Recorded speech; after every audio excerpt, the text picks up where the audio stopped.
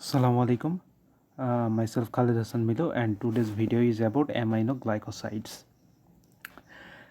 Aminoglycosides, this is antibiotic. কারণ এটি হচ্ছে মাইক্রো অর্গানিজম থেকে তৈরি হয় এবং মাইক্রো অর্গানিজমকে ইনহিবিট করে। ফার্স্ট কথা দিস, এবং অ্যামাইনোগ্লাইকোসাইডসগুলা মেইনলি প্রোটিন সিনথেসিসে প্রবলেম ক্রিয়েট করে, দাস আমাদের অ্যান্টিবায়োটিক অ্যাক্টিভিটি বডিতে শো করে। So first of all, if we think about aminoglycoside two term, amino এবং glycosides. So this is a common structure of aminoglycosides. First of all, if we see this is a sugar molecule on the right hand side, and sugar moleculeর সাথে যখন অ্যামাইনোমূলক যুক্ত হয় তখন সেটাকে আমরা বলি amino sugar. আর আমরা জানি যে দুইটা গ্লুকোজ মলিকুল পরস্পর সাথে যুক্ত থাকে কিসের মাধ্যমে? দুইটা গ্লুকোজ রেসিডিউ পরস্পরের সাথে, বা সুগার পরস্পরের সাথে কার্বন অক্সিজেন কার্বন COC বন্ডের মাধ্যমে যুক্ত থাকে। এটাকে আমরা বলি গ্লাইকোসাইড লিঙ্কেজ। তাহলে সুগারের সাথে যেহেতু অ্যামাইনো গ্রুপ যুক্ত আছে, সো অ্যামাইনো সুগার গ্লাইকোসাইড লিঙ্কেজের সাথে যেহেতু যুক্ত থাকে, এই জন্য এই সকল ড্রাগগুলোকে আমরা বলি অ্যামাইনোগ্লাইকোসাইডস। তাহলে two or more amino sugar collected by glycoside linkage, এজন্য নাম হচ্ছে অ্যামাইনোগ্লাইকোসাইড। অর্থাৎ সুগার এর সাথে অ্যামাইনো যুক্ত, অর্থাৎ amino sugar two or more, অর্থাৎ বিভিন্ন গ্রুপ অনুযায়ী অ্যামাইনোগ্লাইকোসাইডস হচ্ছে অ্যামাইনো সুগার ভ্যারি করতে পারে। সো এখন আমরা দেখি যে যেহেতু অ্যামাইনো সুগার, অর্থাৎ এর মেইন কম্পোনেন্টই হচ্ছে সুগার, আর আমরা জানি সুগার ওয়াটার সোলেবল।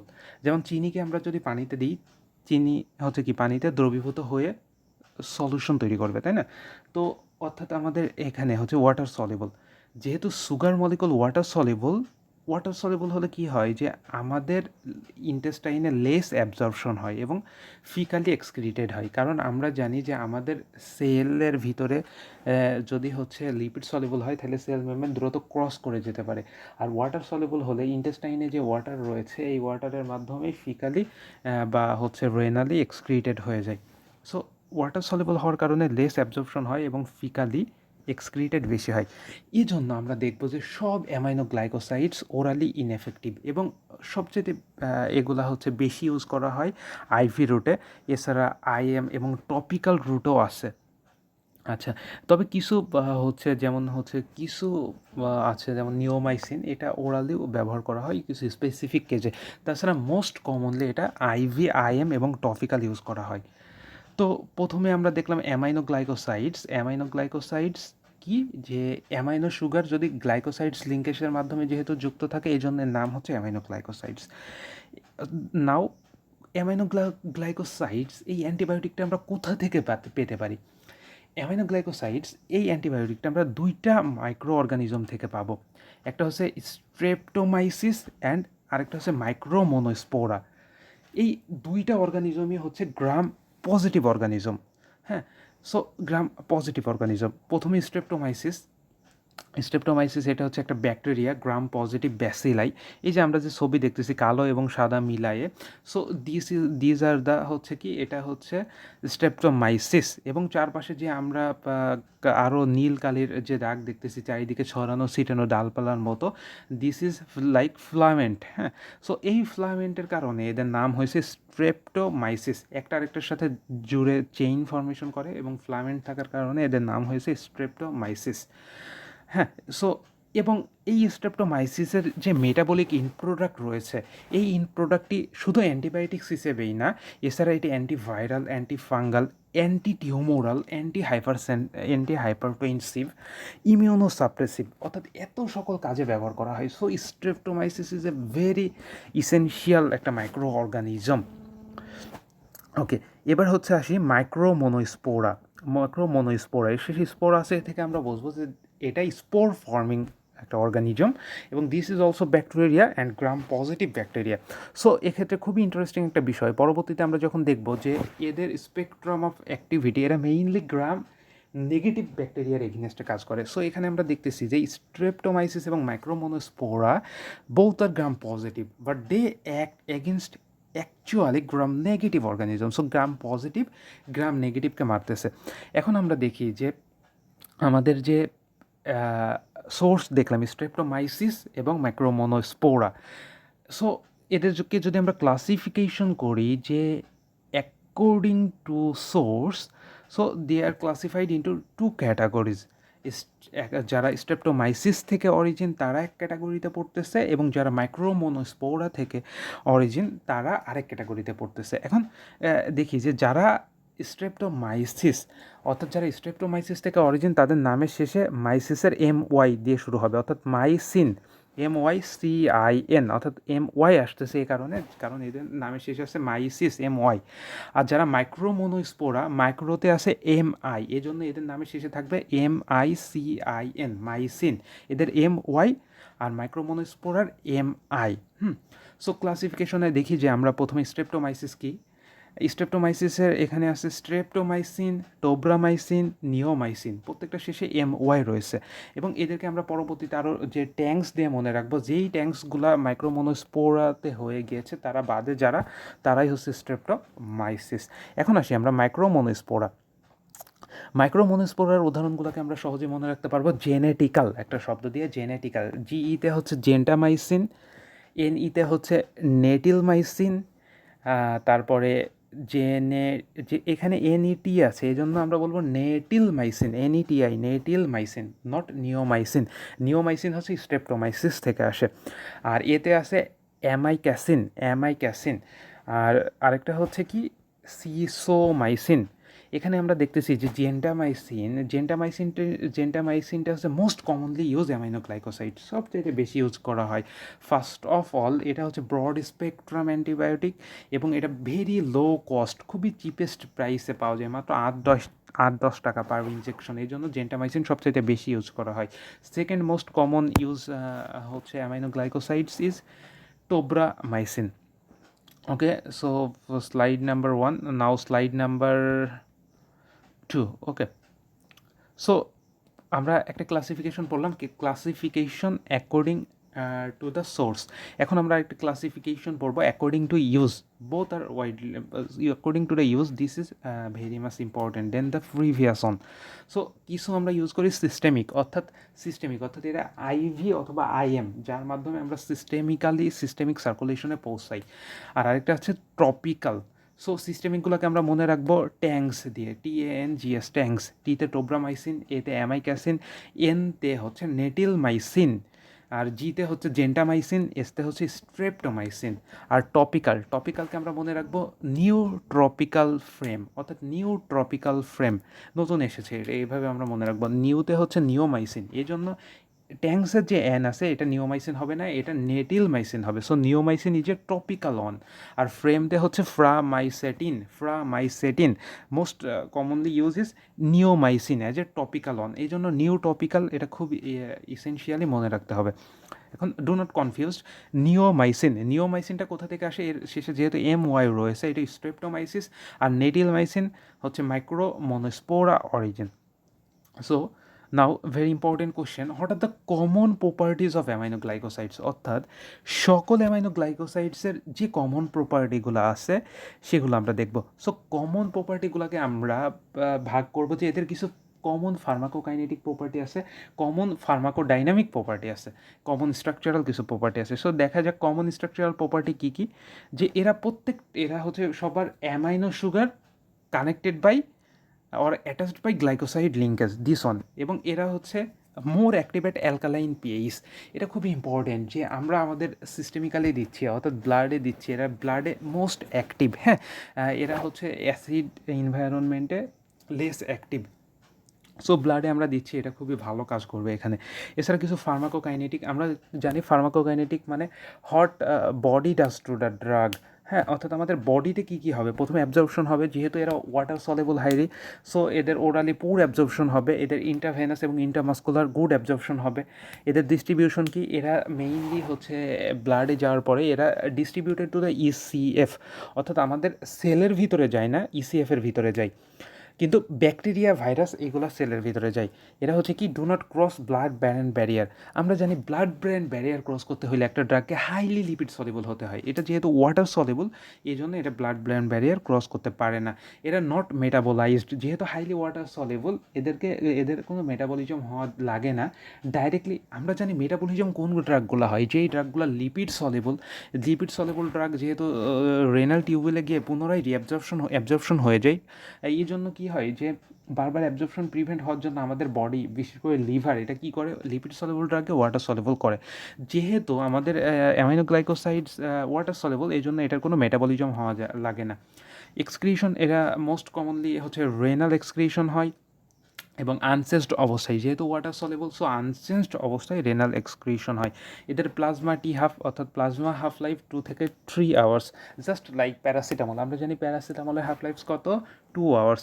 এখন pharmacokinetics, what drug does to the বডিতে ড্রাগ কী করে আমরা জানি দুইটা কাজ করে, একটা মেকানিজম অফ অ্যাকশন এবং ইফেক্ট। সো এর প্রত্যেকটার মেকানিজম অফ অ্যাকশন এটা হচ্ছে bactericidal, mainly interfering with bacterial protein synthesis by binding with 30S ribosomal subunit. এটা নিয়ে আমরা পরে ডিটেলস আলোচনা করব। এবং ইফেক্ট, প্রত্যেকের কমন ইফেক্ট হচ্ছে কি যে অনলি অ্যারোবিক গ্রাম নেগেটিভ অর্গানিজমের ক্ষেত্রে এদের মেইন ফাংশন, এবং এরা অ্যানেরব অর্থাৎ যারা অক্সিজেন ছাড়া বাঁচতে পারে তাদের উপরে এদের কোনো ইফেক্ট নেই।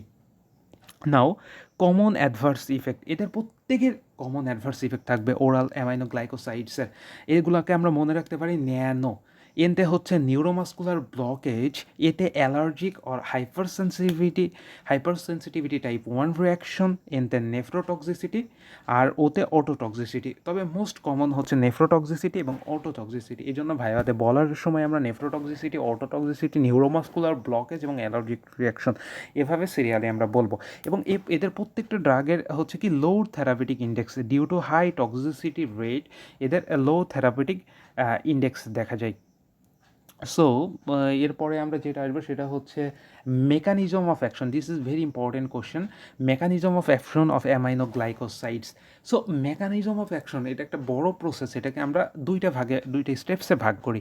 একটা হচ্ছে একটা প্রথমে ব্যাকটেরিয়ার ভিতরে ঢুকবে অর্থাৎ ট্রান্সপোর্ট টু ব্যাকটেরিয়া, এরপরে ঢুকে ইফেক্ট প্রডিউস করবে বাইন্ড টু রাইবোজোম, এবং তারপরে আলটিমেট ইফেক্ট প্রোডাকশন। তাহলে transport to bacteria and effect production এই দুইটা ভাগে আমরা ভাগ করতে পারি। সো প্রথমে ট্রান্সপোর্ট, আমরা জানি গ্রাম নেগেটিভ ব্যাকটেরিয়ার 3টা লেয়ার থাকে। একটা হচ্ছে আউটার লেয়ার, এরপরে থাকে পেপটাইডোগ্লাইকন, থিন লেয়ার অফ পেপটাইডোগ্লাইকন, এবং তার নিচে থাকে সেল মেমব্রেন। সো আমরা জানি যে this is A structure of gram negative bacteria. Gram negative ব্যাকটেরিয়ার আউটার লেয়ারের যে ফসফোলিপিড বাইলেয়ার রয়েছে, এই বাইলেয়ারের মাঝখানে পোরিন প্রোটিন থাকে। এই পোরিন চ্যানেলের মাধ্যমে এই অ্যামাইনোগ্লাইকোসাইডসটা ইসিএফ থেকে ইজিলি প্যাসিভ ডিফিউশনের মাধ্যমে চলে আসতে পারে। এবং পেপটাইডোগ্লাইকন এবং হচ্ছে সেল মেমব্রেনের মাঝখানের স্পেসকে আমরা বলি পেরিপ্লাজমিক স্পেস। সো পেরিপ্লাজমিক স্পেসে খুবই ইজিলি প্যাসিভ ডিফিউশনের মাধ্যমে, প্যাসিভ ট্রান্সপোর্টের মাধ্যমে পোরিন চ্যানেল দিয়ে ঢুকতে পারে। এখন সেল মেমব্রেনটা যেহেতু লিপিড সলিবল এবং ড্রাগটা water soluble, so water soluble ড্রাগকে ইজিলি ঢোকা পসিবল না। তাহলে এখানে ঢুকতে হলে কি লাগবে, একটা অ্যাক্টিভ ট্রান্সপোর্ট লাগবে।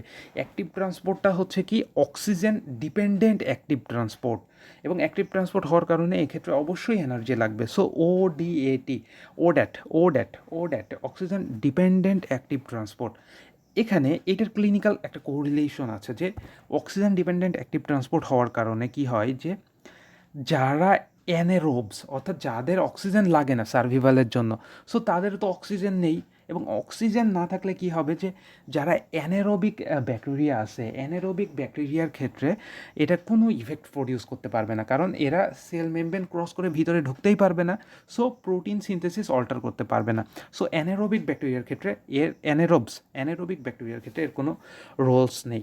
এবং এই যে আমাদের যে ট্রান্সপোর্ট হচ্ছে, এই ট্রান্সপোর্টটা ইনক্রিজ হয় কিসের সাহায্যে, আমাদের যে বিটা ল্যাকটাম অ্যান্টিবায়োটিক্স আছে, পেনিসিলিন বা সেফালোস্পোরিন, এবং এছাড়া আছে ভ্যানকোমাইসিন, এইগুলো কী করে, এটার ট্রান্সপোর্ট ইনক্রিজ করে। এইগুলা যদি আমরা সাইনার্জিস্টিক্যালি অর্থাৎ একসাথে ইউজ করি, যে একটা পেশেন্টকে অ্যামাইনোগ্লাইকোসাইডস দিচ্ছি, সেম পেশেন্টকে যদি আমরা পেনিসিলিন বা সেফালোস্পোরিনও দিই, তাহলে এর হচ্ছে কি অ্যামাইনোগ্লাইকোসাইডসের যেহেতু ঢুকবে বেশি সেহেতু কাজ করবে বেশি।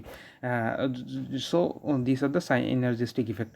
তো প্রথমে আমাদের এখানে কি হলো, প্রথমে আমাদের এখানে হলো ট্রান্সপোর্ট হলো, ট্রান্সপোর্টের পরে এখন হচ্ছে কি effect inside the bacteria, the second steps.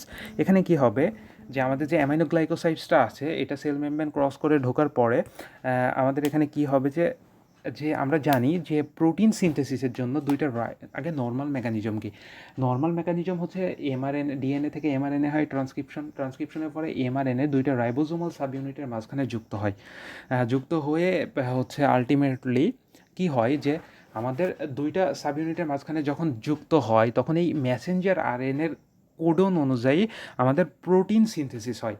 ঠিক আছে, মেসেঞ্জার আরএনএ যে মেসেজ দেয় টিআরএনএকে, আমরা জানি লার্জ সাব ইউনিটে টিআরএনএ থাকে এবং স্মল সাব ইউনিটে মেসেঞ্জার আরএনএ থাকে। সো এই ট্রান্সফার আরএনএটা মেসেঞ্জার আরএনএর সিগন্যাল অনুযায়ী প্রোটিন সিনথেসিস করে এবং ব্যাকটেরিয়াতে ঢোকার পরে আমরা জানি অ্যামাইনোগ্লাইকোসাইডসটা 30S রাইবোজোমাল সাব ইউনিটের সাথে বাইন্ড করে। এখন কোশ্চেন হচ্ছে কেন বাইন্ড করে, কারণ এর হচ্ছে drug has affinity to 30S ribosomal subunit, অর্থাৎ 30S রাইবোজোমাল সাব ইউনিটের যে সাইটটা আছে যেখানে বাইন্ড করে, বাইন্ডিং সাইট, এই বাইন্ডিং সাইট আর অ্যামাইনোগ্লাইকোসাইডসের স্ট্রাকচার সেম, এই জন্য।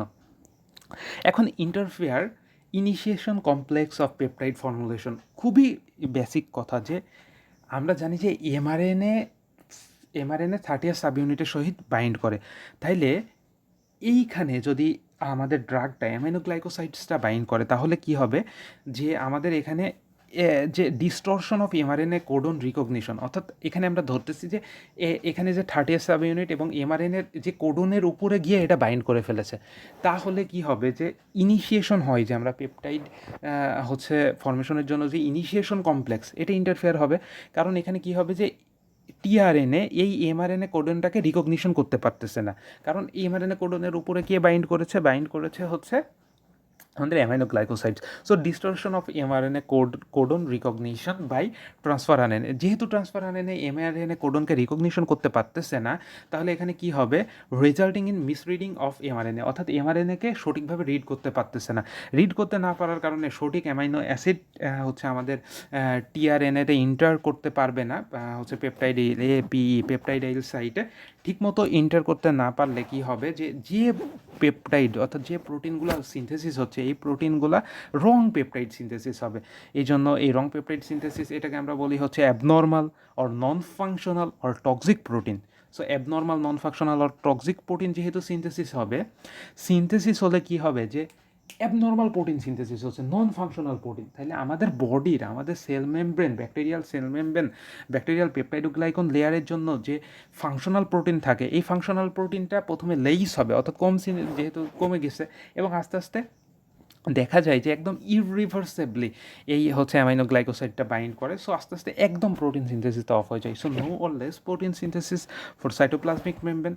যেহেতু সাইটোপ্লাজমিক মেমব্রেনের প্রোটিন সিনথেসিস ঠিকমতো হচ্ছে না, রিগিডিটি ঠিকমতো পাচ্ছে না এবং সেল পারমিয়াবিলিটি ইনক্রিজ হয়ে যাচ্ছে, যেহেতু ব্যাকটেরিয়া সেলের স্ট্রাকচারাল অনেক বেশি থাকে এই জন্য সেলুলার পারমিয়াবিলিটি ইনক্রিজ হয়ে যায় এবং সেলুলার নিউট্রিয়েন্ট বের হয়ে যায়।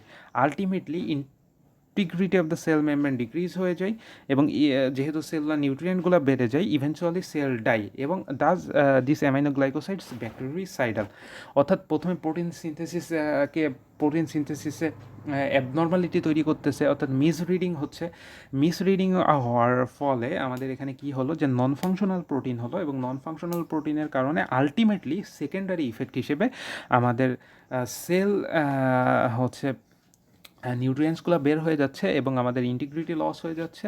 আলটিমেটলি এভাবে ব্যাকটেরিয়া মারা যাচ্ছে। This is bactericidal. This is bactericidal. এখন হচ্ছে আমরা আসবো যে সো কমন প্রপার্টিজ এবং mechanism of action, this is very much important. Now toxic ইফেক্টগুলো আমরা মনে রাখবো ন্যানো। প্রথমে হচ্ছে এক থেকে শুরু করবো আমরা, লাস্টের দুইটা নেফ্রোটক্সিসিটি অ্যান্ড অটোটক্সিসিটি।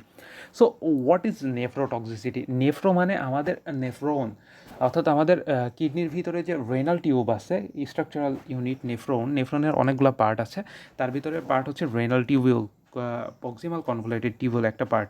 তো দেখা যায় যে যত পার্সেন্ট আমরা হচ্ছে অ্যামাইনোগ্লাইকোসাইডস দেই না কেন, এর 5% অ্যাডমিনিস্ট্রেটেড ডোজ, অর্থাৎ যত পার্সেন্টে আমরা দেবো এর 5% কী হবে, retain in renal tubular sell.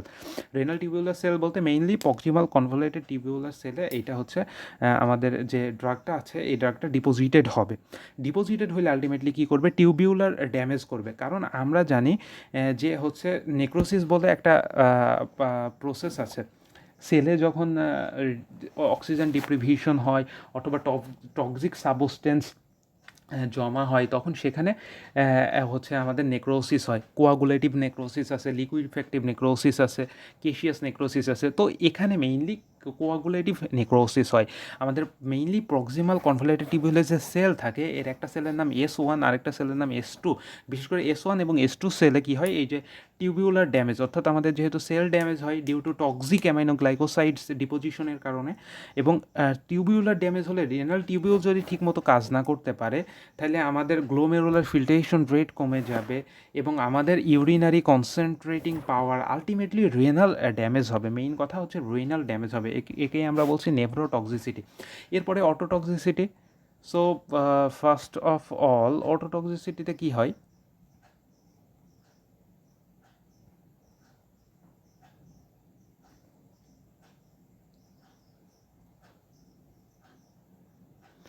So sorry for interruption. Ototoxicity, what is ototoxicity? Ototoxicity হচ্ছে যে আমাদের আমরা জানি আমাদের এয়ার আছে, ear external ear and internal ear. This is the external ear, এবং ইন্টারনাল এয়ারের আউটার এয়ারও আমরা বলি। এরপরে আছে মিডল এয়ার, ম্যালিয়াস ইনকাসিস্টেফিস থাকে। এরপরে হচ্ছে ইনার এয়ার। ইনার এয়ারের আমরা দুইটা পার্ট, একটা দেখি ককলিয়ার পার্ট, আর আরেকটা হচ্ছে ভেস্টিবুলার অ্যাপারেটাস থাকে। এই যে গোল যেটা শামুকের মতো, এটা ককলিয়া, আর red colour this is the vestibular apparatus. So আমরা জানি ককলিয়া এবং ভেস্টিবুলার অ্যাপারেটাস এর ভিতরে রয়েছে যে ফ্লুইড, তাকে আমরা বলি ল্যাবেরিন্থ। হ্যাঁ, ল্যাবেরিন্থ বা labyrinthine fluid. So ototoxicity, concentration in labyrinthine fluid of cochlea and vestibule.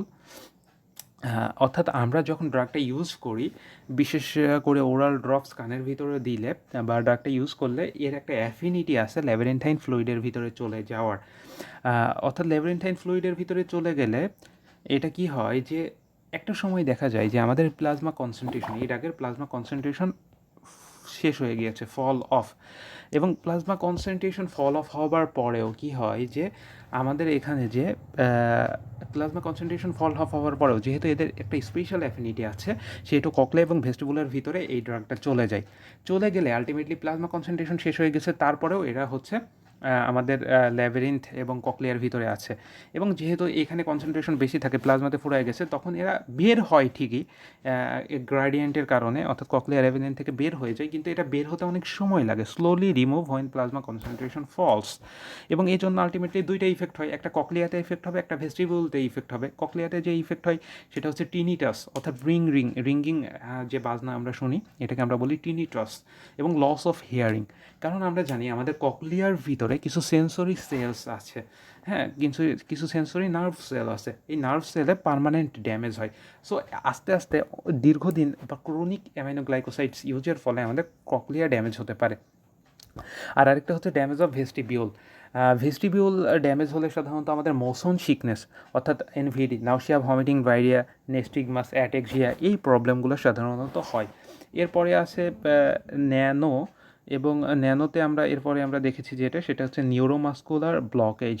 Neuromuscular ব্লকেজের ভিতরে এখানে আমাদের কি হয়, যে আমরা জানি যে আমাদের যে অ্যামিনোগ্লাইকোসাইডস আছে এজি, এটা সাধারণত কী করে যে আমাদের প্রিসাইনাপটিক মেমব্রেন থেকে অ্যাসিটাইলকোলিন রিলিজটাকে রিডিউস করে দেয়। এটা হাউ রিডিউস করে? Probably by antagonising calcium. অর্থাৎ আমরা জানি যে ক্যালসিয়াম রিলিজ হয় প্রিসিনাপটিক মেমব্রেনে, যেটা অ্যাসিটাইলকোলিন রিলিজে সহায়তা করে। হ্যাঁ, সো যেহেতু ক্যালসিয়াম রিলিজ হচ্ছে না, সো আলটিমেটলি কী হয় যে আমাদের অ্যাসিটাইলকোলিন রিলিজ হয় না, এবং অ্যাসিটাইলকোলিন যেহেতু মাসল কন্ট্রাকশন করে, so no muscle contraction, muscle weakness হয়। হ্যাঁ, সো নিউরোমাস্কুলার ব্লকার ইউজ করার ক্ষেত্রে সাবধান। কারণ যখন নিউরোমাস্কুলার ব্লকার আমরা আলাদাভাবে অ্যাড করব, অর্থাৎ ইউজ করব, সেই সময় যদি আমরা এটাও ইউজ করি অ্যামাইনোগ্লাইকোসাইডস, তাহলে কী হবে, মোর নিউরোমাস্কুলার ব্লকিং হবে। মোর নিউরোমাস্কুলার ব্লকিং হলে মানে খুবই সমস্যা হয়ে যাবে। হ্যাঁ, এটা হচ্ছে ইউজ করা যাবে না। এখন নিউরোমাস্কুলার যেহেতু ব্লকিং হয়, তাহলে এখন এমন একটা কন্ডিশন চলে এসেছে যে আমাদের অ্যামাইনোগ্লাইকোসাইডসও ইউজ করতে হবে, আবার নিউরোমাসকুলার ব্লকারও প্রিভেন্ট করতে হবে। সেক্ষেত্রে যেহেতু এটা ক্যালসিয়াম অ্যান্টাগোনাইজিং করে, সেহেতু আমরা ইনজেকশন অফ ক্যালসিয়াম সল্ট অর্থাৎ অতিরিক্ত ক্যালসিয়াম দিতে পারি, তাহলে আমাদের এটা প্রিভেন্ট হবে। এছাড়া অ্যালার্জিক রিয়াকশন করে এবং bone marrow suppression, this is a very less common toxic effect. Most common হচ্ছে nephrotoxicity and ototoxicity. So caution, অর্থাৎ আমাদের অ্যামাইনোগ্লাইকোসাইডসের ক্ষেত্রে এটা জেনে বুঝেই করতে হবে। অ্যামাইনোগ্লাইকোসাইডসের ইউজ এটা avoid in pregnancy due to teratogenicity তৈরি করে। এরা avoid patient with kidney disease, যেহেতু এমনিতে এরা কিডনি ড্যামেজ করে renal tubular cell, specially in the proximal convoluted cell. So avoid patient with kidney disease. Then avoid with nephrotoxic or autotoxic drug. এরা যেহেতু এমনিতেই নেফ্রোটক্সিসিটি এবং অটোটক্সিসিটি প্রডিউস করে, so nephrotoxic এবং অটোটক্সিক ড্রাগের সাথে ইউজ করা যাবে না। যেমন নেফ্রোটক্সিক একটা ড্রাগ রয়েছে ভ্যানকোমাইসিন, সো ভ্যানকোমাইসিনের সাথে জেনারেলি এটা ইউজ করা যাবে না। অটোটক্সিক ড্রাগ রয়েছে যেমন হাই সিলিং ডাইউরেটিক্স, এদের সাথে এটা ইউজ করা যাবে না। এবং অ্যাভয়েড উইথ মাসল রিল্যাক্সেন্ট, কারণ এরা এমনিতেই মাসল রিল্যাক্সেশন প্রডিউস করে। সো এটা ইউজ করলে সো আরও বেশি মাসল রিল্যাক্সেন্স অর্থাৎ নিউরোমাসকুলার ব্লকেজ অ্যাক্টিভিটি বেড়ে যাবে। ওটা কিন্তু ব্লকেড। হ্যাঁ, ওকে। নাও হচ্ছে সবচেয়ে কমন ইউজ হচ্ছে অ্যান্টিবায়োটিক্স, অ্যামাইনোগ্লাইকোসাইডস অ্যান্টিবায়োটিক্স আর জেন্টামাইসিন, নিওমাইসিন, এগুলো নিয়ে একটু আলোচনা করা হবে। অ্যান্ড স্ট্রেপ্টোমাইসিন বর্তমানে ইউজ করা হয় না because of it is narrow spectrum, less potent, এই জন্য now it is not preferred.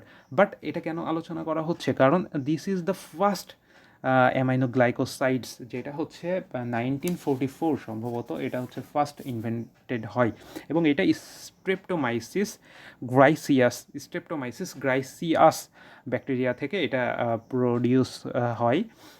এবং এটা খুবই ইফেক্টিভ এগেনস্ট টিবি, টিউবারকুলোসিস, এবং এটা ফার্স্ট টিবি ড্রাগ যেটা ডিসকভার্ড হয়। এই জন্য স্ট্রেপ্টোমাইসিনের একটা গ্রেটার হিস্টোরিক্যাল ব্যাকগ্রাউন্ড রয়েছে। এরপরে জেন্টামাইসিন এটা হচ্ছে হয়, আমরা জানি জেন্টামাইসিন এটা সবচাইতে বেশি ইউজ হয়, এটা মাইক্রোমোনোস্পোরা পারপিউরা থেকে তৈরি হয় জেন্টামাইসিন। এটা খুবই পটেন্ট এবং ব্রড স্পেকট্রাম। আমরা জানি মোস্টলি অ্যামাইনোগ্লাইকোসাইড গ্রাম নেগেটিভ এর উপরে কাজ করে, এরা গ্রাম নেগেটিভের পাশাপাশি gram positive.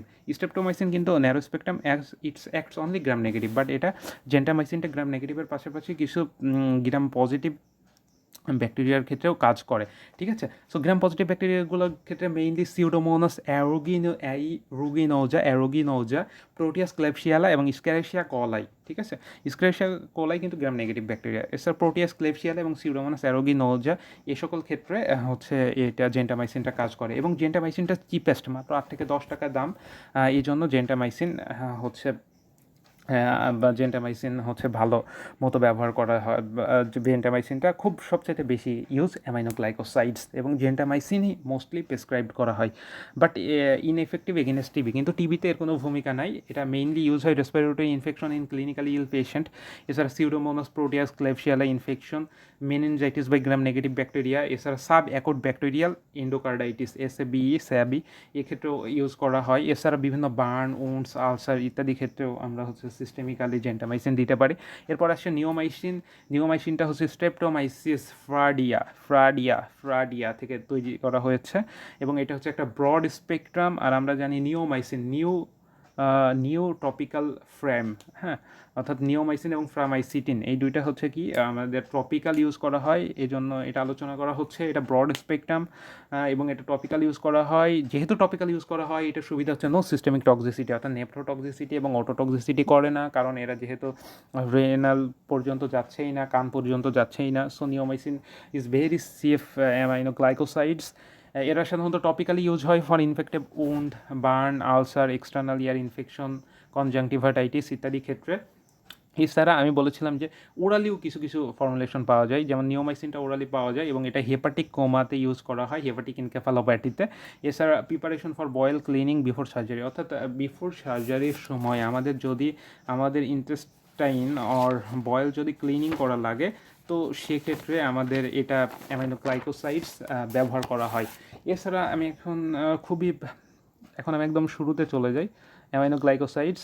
So this is all about aminoglycosides. Lastly just একটা কথা অ্যামাইনোগ্লাইকোসাইডস সম্পর্কে, সেটা হচ্ছে অ্যামাইনোগ্লাইকোসাইডস যে আছে, অ্যামাইনো গ্লাইকোসাইডসের ক্ষেত্রে একটা দেখা যায় যে হচ্ছে এটা পোস্ট অ্যান্টিবায়োটিক ইফেক্ট দেখা যায়। হ্যাঁ, এটা পোস্ট অ্যান্টিবায়োটিক ইফেক্ট দেখা যায়, অর্থাৎ পোস্ট অ্যান্টিবায়োটিক ইফেক্টটা হচ্ছে কি যে এই ড্রাগটা ইউজ করার পরে, এই ড্রাগটা হচ্ছে দেওয়ার পরেও অনেক সময় এরা হচ্ছে স্পেসিফিক কিছু জায়গায় এটা থাকে, অর্থাৎ অ্যান্টিবায়োটিক দেওয়ার পরেও অনেক সময় ধরে এটা বডিতে থাকে।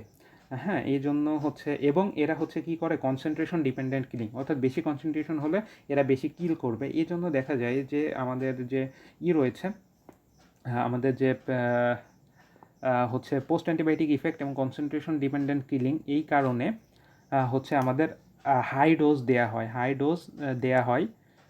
হাই ডোজ এক্সটেন্ডেড ইন্টারভাল, অর্থাৎ হাই ডোজ দেওয়া হয় এবং অনেক সময় পরপর দেওয়া হয়। বিশেষ করে high dose once daily administrate করা হয় অ্যামাইনো গ্লাইকোসাইডস, এবং এটা হচ্ছে ইফেক্টিভ। যেহেতু হাই ডোজে দিলে বেশি ক্লিং হয় এবং এদের পোস্ট অ্যান্টিবায়োটিক ইফেক্ট আছে, এই জন্য হচ্ছে এদের ইন্টারভালটা অনেক পরপর রাখা হয়। হাই ডোজে দেওয়া হয় এবং দুইটা ডোজের মাঝখানে ইন্টারভাল অনেক পরপর রাখা হয়।